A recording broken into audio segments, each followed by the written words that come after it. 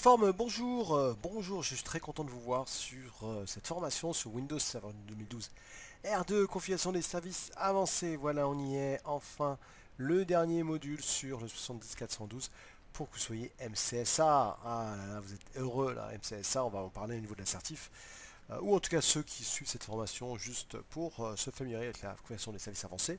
Vous n'êtes pas obligé de passer, vous n'êtes pas obligé de passer vos certifs après cette formation, vous pouvez très bien suivre cette formation comme la 410, 411 ou les formations Citrix, VMware, blablabla, qui est sur le site d'Alform.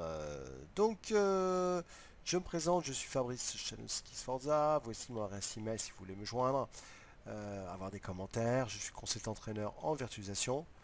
Je fais des missions d'architecture, de migration et de formation.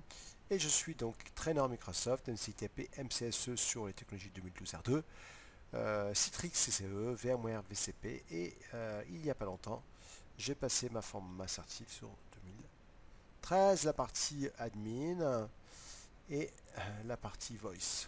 Donc dès que vous voulez appeler quelqu'un à l'extérieur avec tout ce qui est PSTN, Gateway, etc.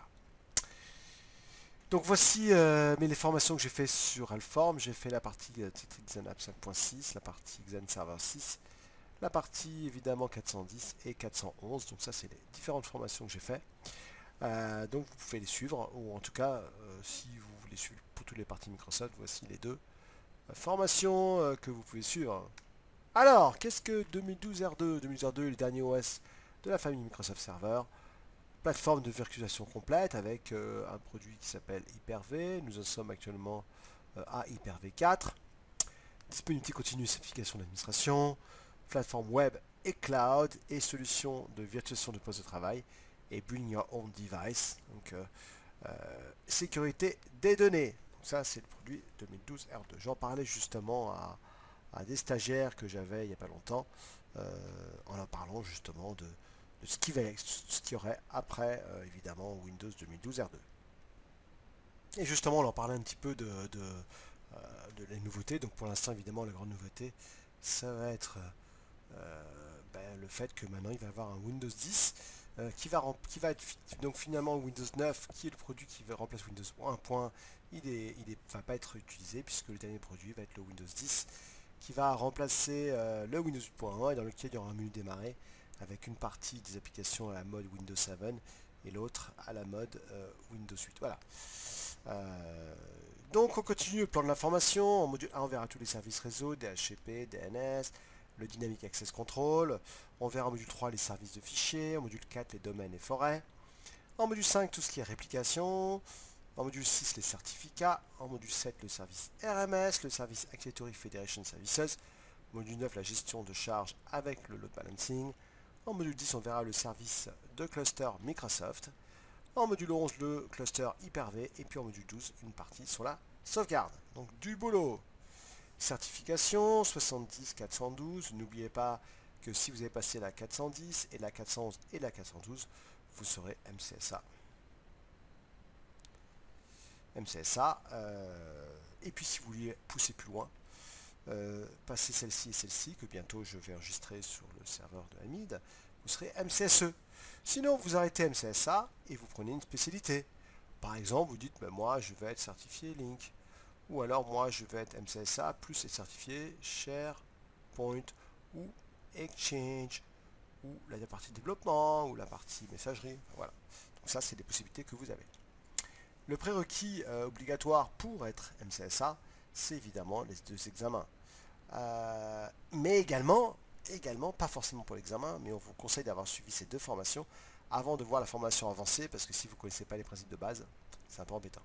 Et puis vous avez trois autres formations qui sont pas obligatoires. Vous avez le PowerShell des 0, le Hyper-V 2012 et un Windows Server Core 2012 qui est un guide complet de l'admin IT, mais au niveau Core, c'est-à-dire sans interface graphique. Alors pas obligatoire, optionnel, ça je le conseille fortement. Présentation d'information, on aura donc un lab de mise en œuvre. Je vais utiliser un vSphere 5.5, vous pouvez mettre un VMware OS Session 10, ou alors possibilité d'installer Hyper-V, parce que le problème avec Hyper-V, c'est que si vous avez de Windows 8.1 avec Hyper-V, vous savez qu'Hyper-V maintenant est dans Windows 8.1, je ne peux pas dans Hyper-V installer Hyper-V. Hein, donc ça c'est pas possible. Mais sinon, vous pouvez tout à fait créer une VM avec Workstation 10 ou vSphere. Et à l'intérieur, pouvoir installer Hyper-V, yes we can, yes we can, il n'y a pas que le président des États-Unis qui peut, nous aussi on le peut chez Alform, et oui. Donc ça peut être intéressant. Moi dans mon cas, je ne me suis pas pris la tête, j'ai loué un serveur chez online.net, vous verrez si vous connectez sur online.net. Et puis domaine alform.lab, j'ai mis ça comme adresse IP, ici pareil au niveau software.lab. Et puis au niveau des VM, voilà, les voici. Donc le DC sur le 192.168.1.40, DC2, 1.41, le DC Software qui est software.lab, donc une autre société pour voir tout ce qui est Trust, en 0.10, on voit bien le nom ici. Le SAN qui est utilisé pour le SAN, enfin je change le nom ici parce que le nom n'a pas été mis à jour, mais c'est SAN en tout cas, je vous le garantis. Ça c'est pas mal ça. Ensuite le file server 1 en 42, en 43, une workstation dans le domaine Alform et il manquera ici, il y a une workstation en plus, donc le routeur Alform et il y a une autre workstation qui est workstation 1.software.lab qui sera lui en 10.11.0 quelque chose, on verra au niveau du lab. Donc ça c'est, voilà, il manque juste une petite machine derrière. Alors, voilà, comme vous pouvez voir à l'écran, c'est mon serveur sur lequel je vais faire la formation. Donc ne regardez pas les autres, c'est pour du Link ou du Citrix. En tout cas, j'ai bien mon DC1 Alform ici, mon DC2 Alform, mon DC1 Software, vous voyez 10.11.0.10, mon SAN ici, donc il faut que je change le nom ici. Ici mon file server, et c'est là où je vous ai parlé de d'ici, alors je dois avoir une workstation, ben voilà, elle est là sur le côté, je vais la démarrer, power on, voilà, ça sera déjà mieux. On retourne dans Summary, on retourne dans Virtual Machine, excusez-moi, et là vous verrez, vous voyez, hop là, je sais pas ce que j'ai fait là, ah oui c'est bon. Voilà, j'y arrive. Et là, si je vais sur Virtual Machine, voilà, et voilà, elles sont toutes là. Hein. Donc vous voyez, celle qui manquait, c'était la software ici. Et puis j'ai un routeur ici avec deux pattes, une patte en 10.10.01 et l'autre patte évidemment en 192.168.1.1 puisqu'elle fait office de routeur pour router les deux réseaux.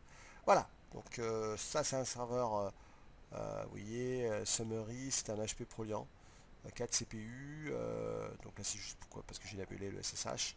Vous voyez, donc c'est pratique, et puis bah, j'ai toutes ces VM qui sont là. Donc là actuellement, avec Amit justement, je vais parler de ces VM que je vous ai créés. Vous voyez, comme c'est simple.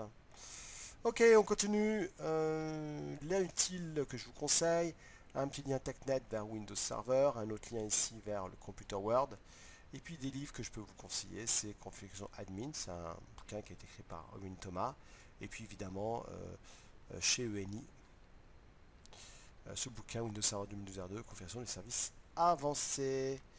Voilà, go go go. Alors vous savez quoi, moi je vais aller faire un petit tour, je vais peut-être aller me prendre un petit café tranquillement avant de commencer les autres modules, bah, faites-en vous-même, allez se balader un petit peu peut-être dehors, euh, profiter un petit peu du beau temps qu'il y a actuellement, je vais vous montrer d'ailleurs où je vais aller me promener.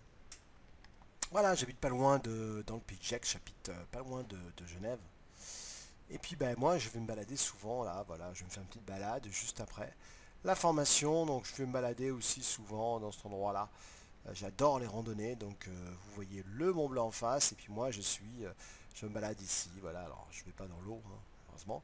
Voilà, il y a des randonnées superbes que je fais avec les enfants ou pas. Donc si un jour vous venez dans le coin, vous m'appelez et on va se faire une super rando ensemble. Hé hé, ça c'est cool. Allez, merci à tous, et puis on se voit juste après pour la prochaine formation. Bye bye.